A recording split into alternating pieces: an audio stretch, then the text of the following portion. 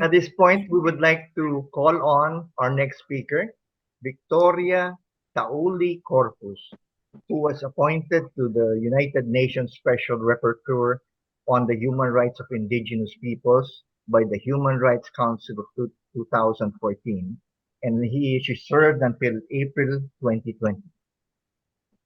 As an indigenous leader, she was actively engaged in the drafting and adoption of the UN Declaration on the Rights of Indigenous Peoples in 2007.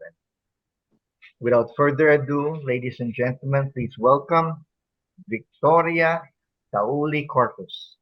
Hi, Kayo na po. Vicky. Hello. Ano, Happy kumusta? birthday. Yeah.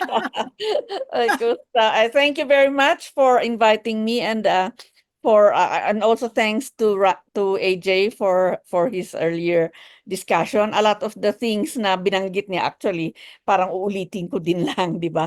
Wala akong Right. PowerPoint. I'm basically going to just tell you a story, no? Uh yeah, that's what we usually do anyhow.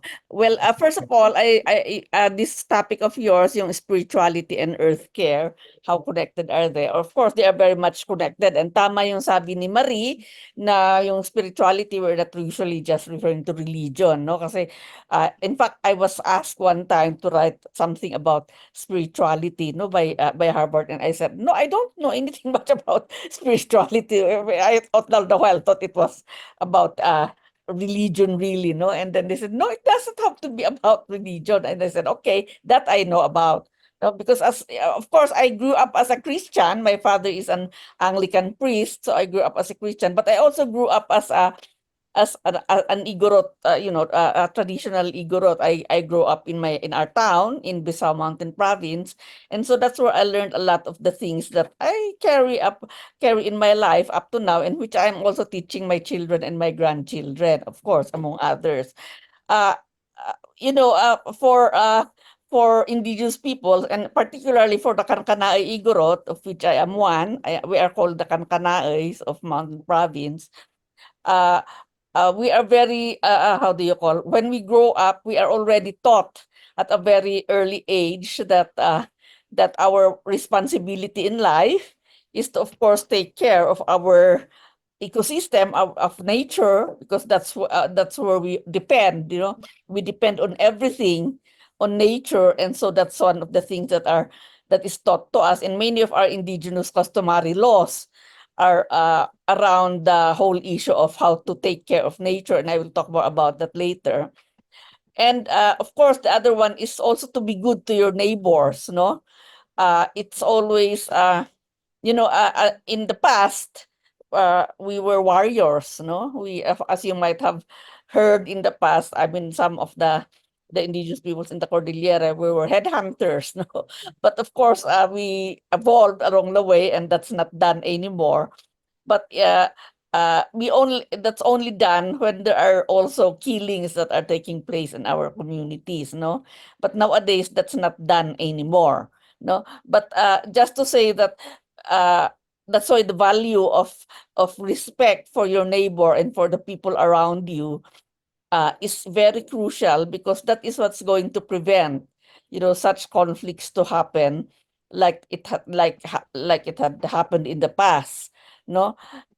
Then we are taught to the value of reciprocity, no, na you do basically it's the Christianity, do unto others what you like others to do unto you, no. You don't do anything bad to somebody, because you know that that is going to come back to you, no.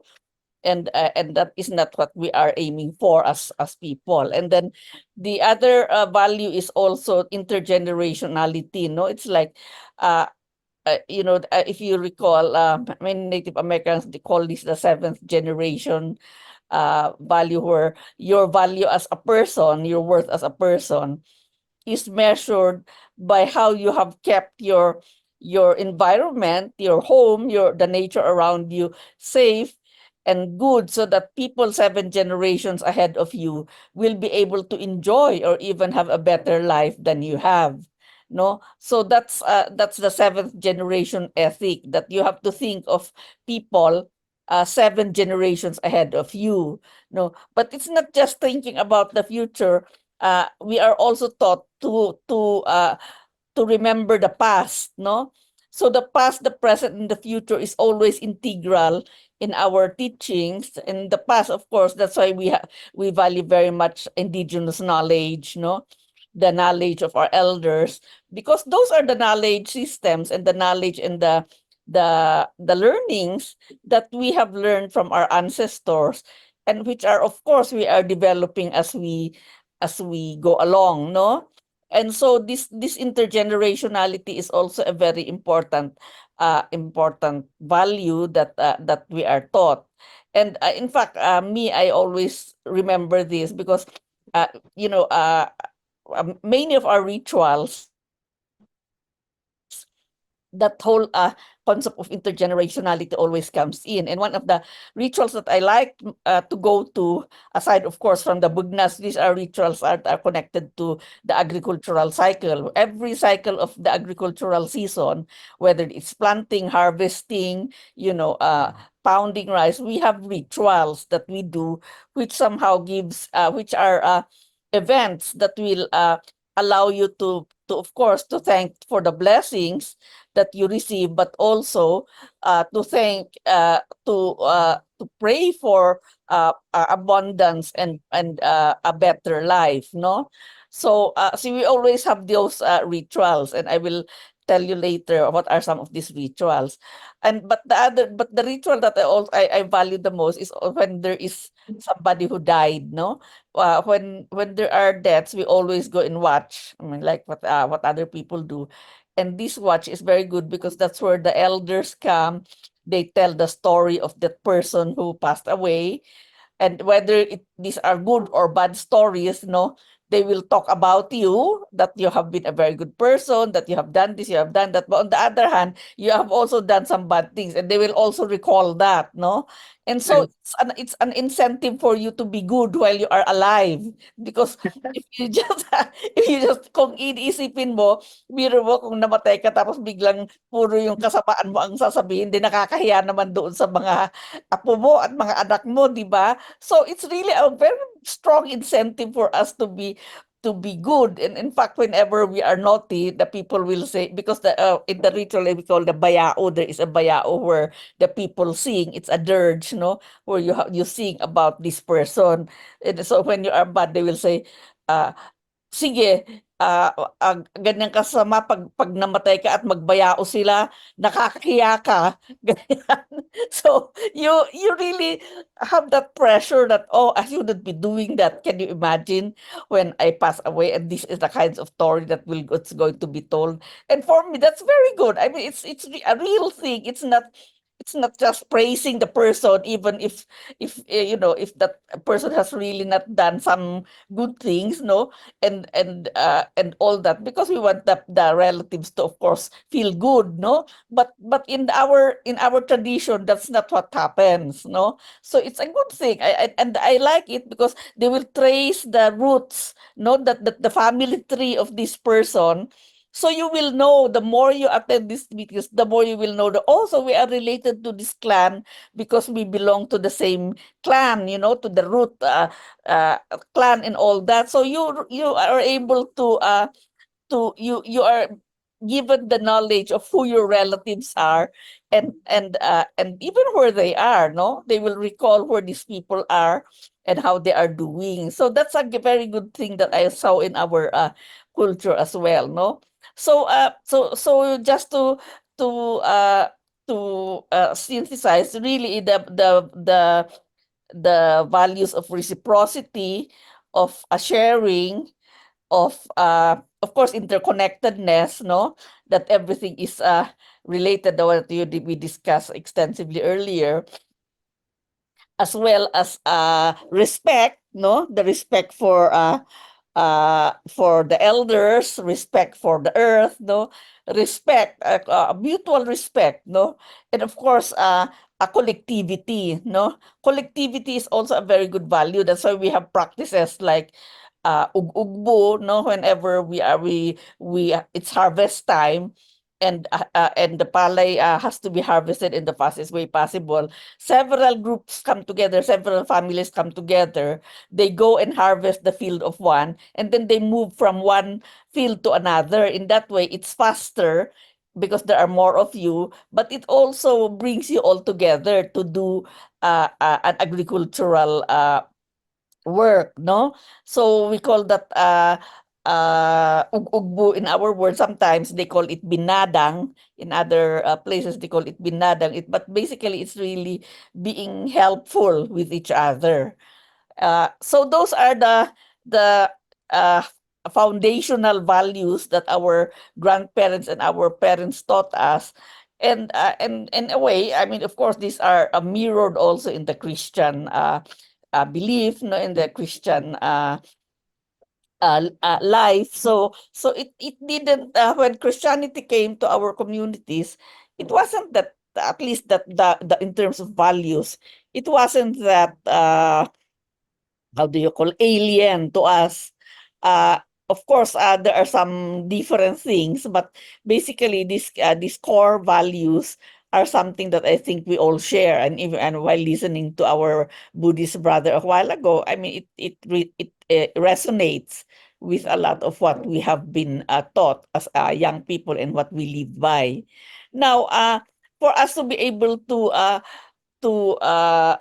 remember, to have in our memories and in our lives these values, we always have rituals, no? We have rituals when we, as I said earlier, during the agricultural cycle, before we go for a harvest, before they build a house, there is a ritual, no? We call it bugnas, no? Where we come together, of course, we dance to the gongs, and then we eat all together, and then we of course we say our thanks, no, to the creator for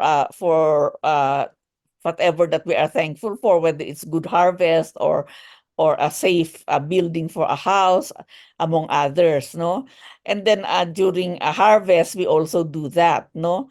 uh and and when we have when there is like an emergency, like for instance when there are pests, na peste ang mga baboy o kaya may pest ang mga manok, we also have something called ubaya, no? This also happens when we have rituals. It's like a holiday basically. It's ubaya, where we are not allowed to come out of the community, and people from outside are also not allowed to come in, no, especially when there are how do you call, pests. That's why when COVID came and they were saying that you have to isolate and all that, for us, for the Igorots, that's something that we do naturally, no, whenever there's such a thing. And then we just put a pudong. This is the like the stick, the reed of the stick, that the leaves are tied together and they are put in the different entrances.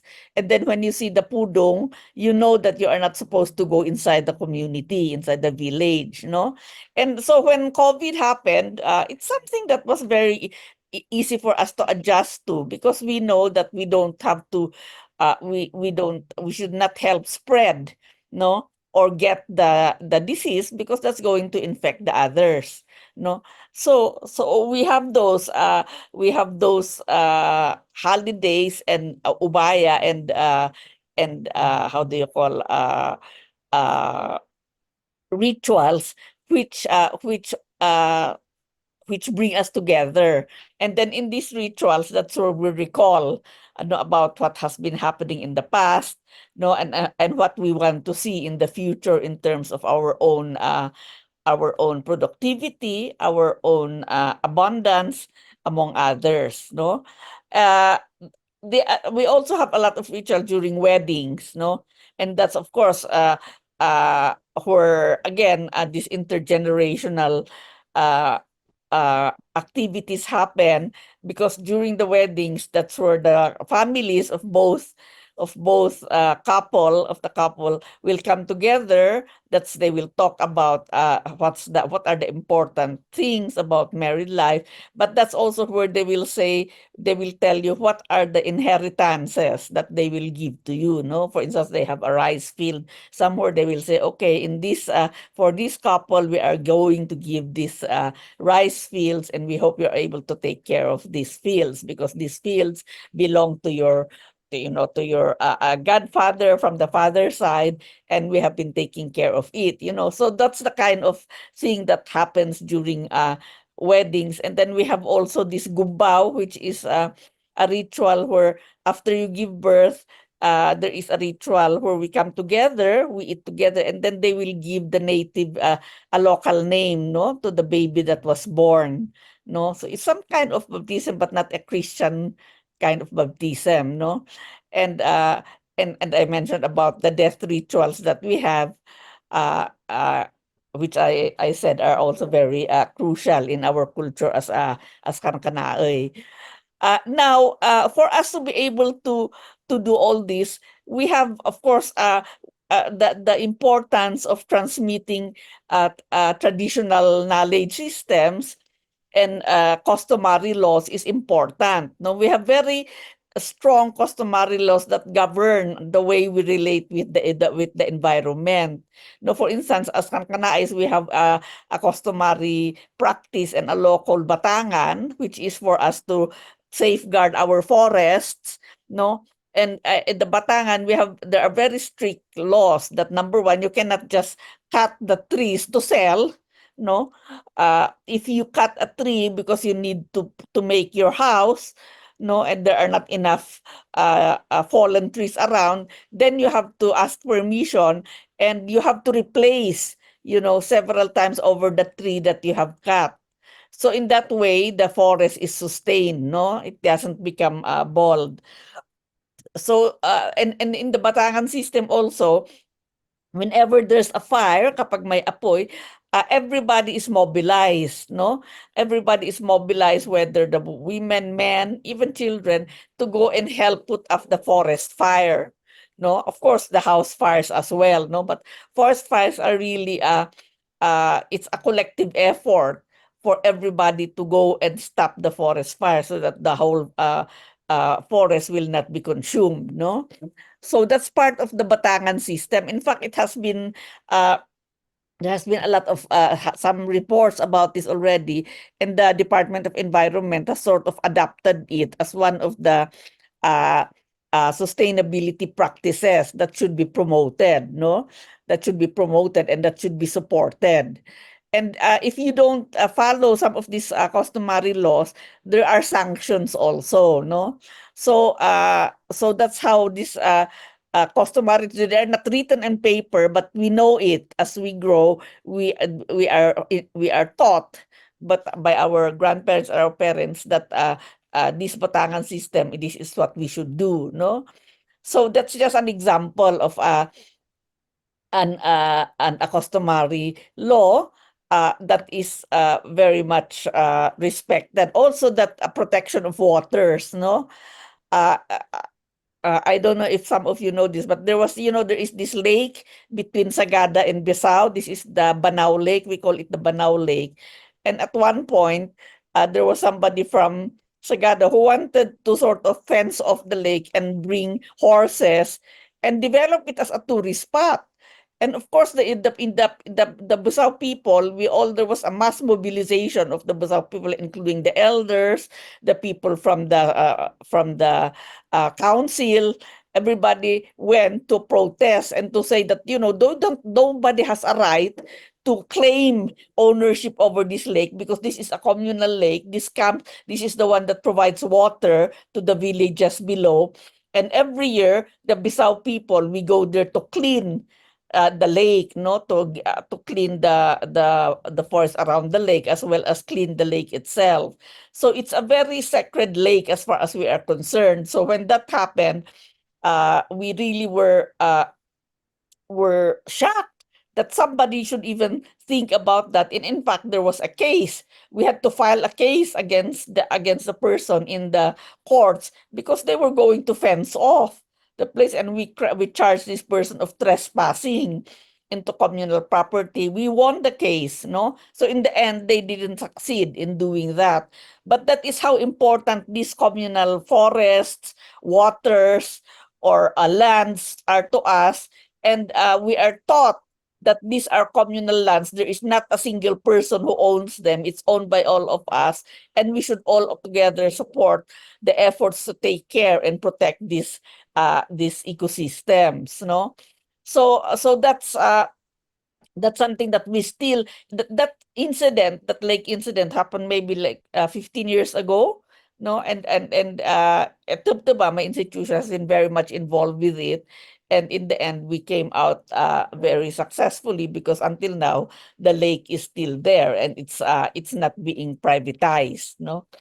uh so and for us to be able to implement these customary laws, we have elders, no? We have elders in the DAPI. These are the elders in the community who come together in the DAPI. This is a conglomeration of people, like me. I come from a particular DAPI in Payo, in Busao, and that is when they say, "Oh, where are you from?" And I will say, I'm from this, and Papayangan is our DAPI, no? So it's, that there are these families who belong to this particular DAPI, and that's where we perform also the rituals whenever we need to hold rituals, no?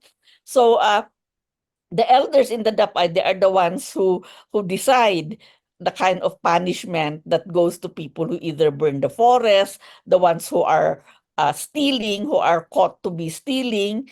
And we don't depend solely on the government justice system. We have our own indigenous justice systems that takes care of these kinds of, we can say, petty crimes, or in violations of the customary governance systems, no?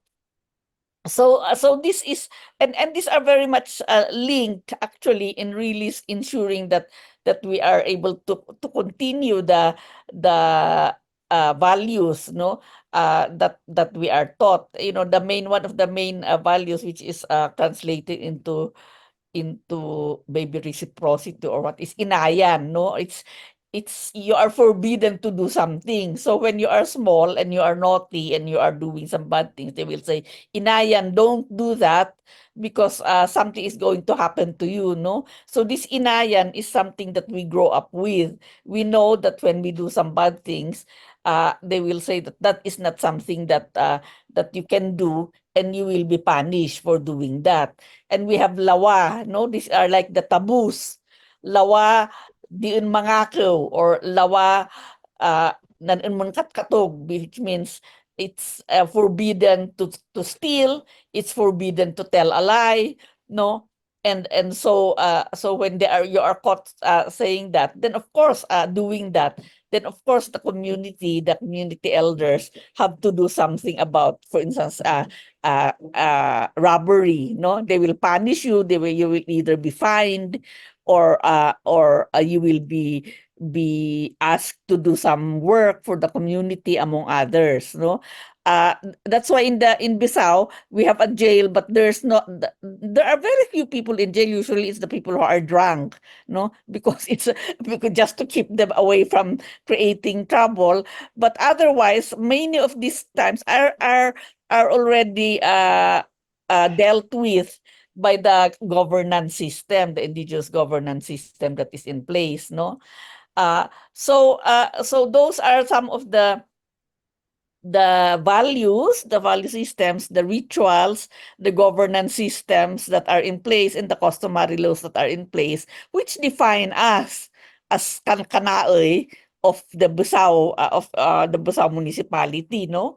And that is the identity that we carry. Of course, we speak our own language, and that's why we value language very much. And we're the ones who help also bring about the 2020 to 2030 as the International Decade of Indigenous Languages, because we firmly believe that the languages captures your identity, your values, your cultures, and so you cannot just impose an alien language on a people and tell them not to be speaking their own language, no?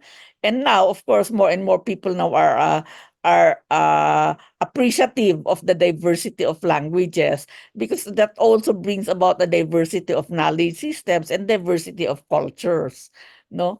So and this we always say, how can you protect biodiversity if you don't even know the names of your plants, no, in your own language, and the role that these plants are playing, no, the functions and the medicinal values of these plants, or the agricultural values of these plants, and you have to know them. And many of them, these are in our own language, no. So the moment that language disappears, even your knowledge of your own ecosystem, your biodiversity also disappears. And that's why in the Convention on Biological Diversity, one of the indicators of the strength, or the how do you call, of good biodiversity, is the presence of indigenous languages that are still spoken and that are still used, no? And that's the connection between cultural and biological diversity, no? So so those are some of the uh, uh, values that we believe in, that forms the core of our spirituality. We believe that every living thing, and even non-living things, also have spirits take watching them. No, that's why, for instance, in Banao, when the lake was being under threat of being privatized, we say the spirits are going to get angry. No, the lake spirits. We believe that the trees have their own spirits. No, and so we have to take care of this, because they are also, as maybe as our Buddhist friends says, these are sentient beings that we have to take care of as well, no? As we take care of ourselves.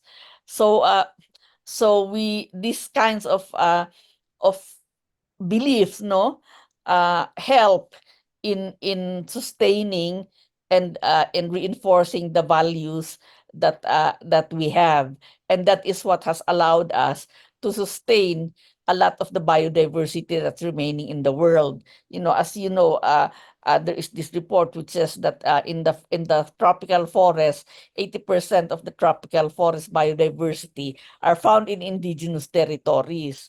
And the reason for that really is because of these values and these governance systems that are in place in many of our communities that still continue to work up to the present. As the UN Special Rapporteur on Indigenous Peoples, I have visited a lot of countries. I have visited a lot of indigenous communities in Africa, in Latin America, and of course here in Asia, as well as in Australia and the US, no?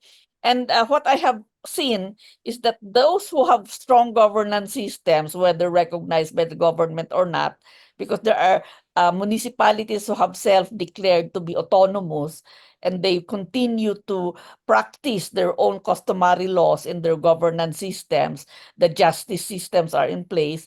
These are the communities which are more sustained. No, their forests are kept in a much better shape. Their water systems are protected. They haven't allowed the big rivers to be dammed, though, because they believe that the damming the waters will destroy the natural flow of the water. It will affect their own life, no?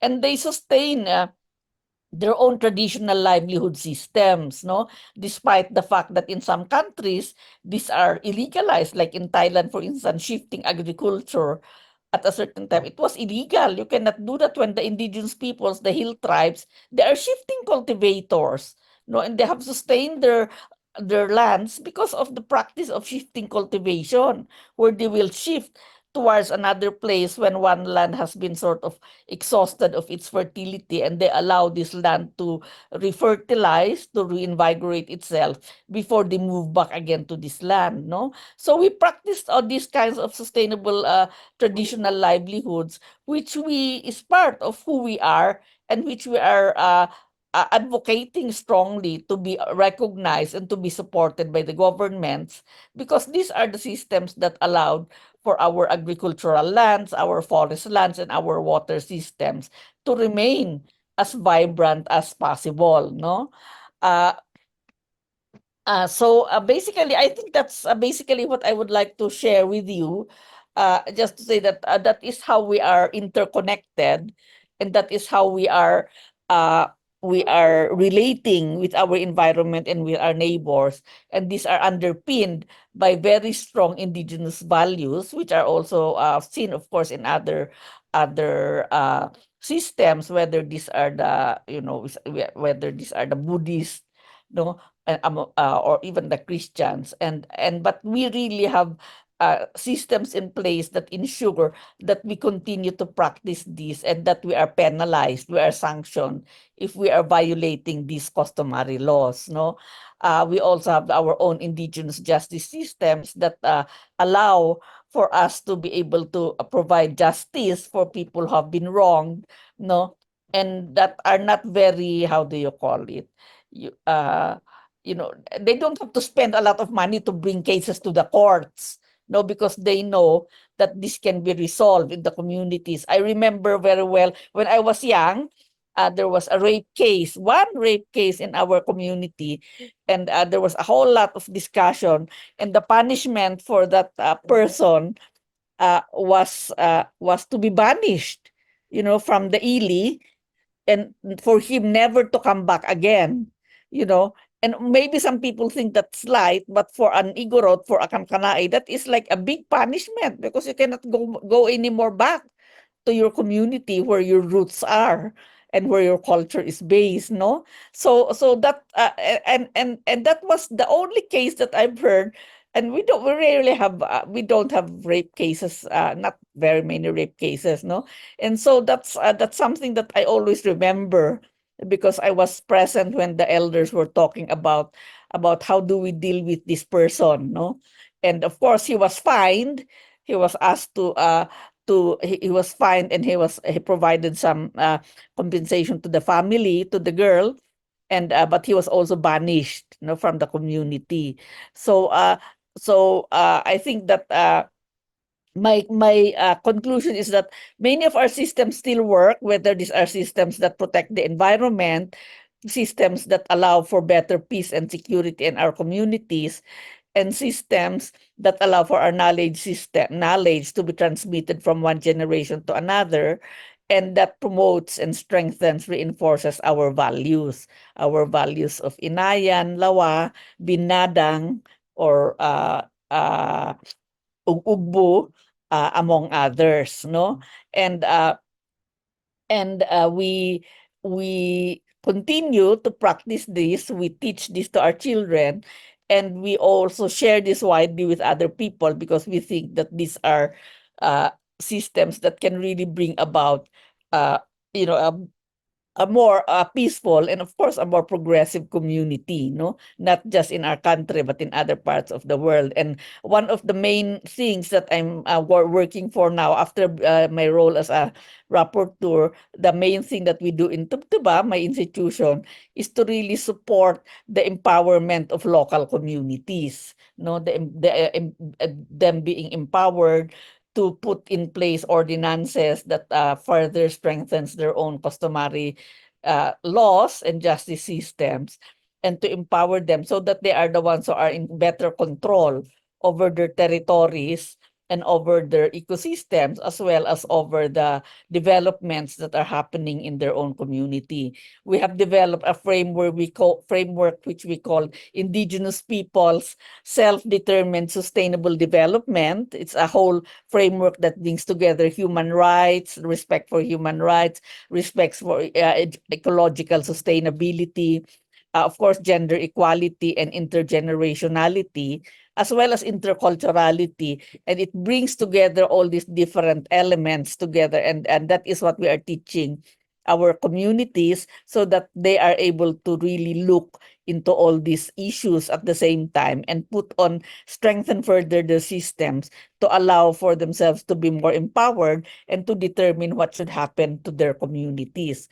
We believe that if we have many strong empowered local communities, we will really contribute in changing the global system that is so dehumanizing, and of course that is so how do you call that promotes not diversity, no, but privatization, among other things. So thank you very much, and I hope I was able to contribute to the discussions that we have today.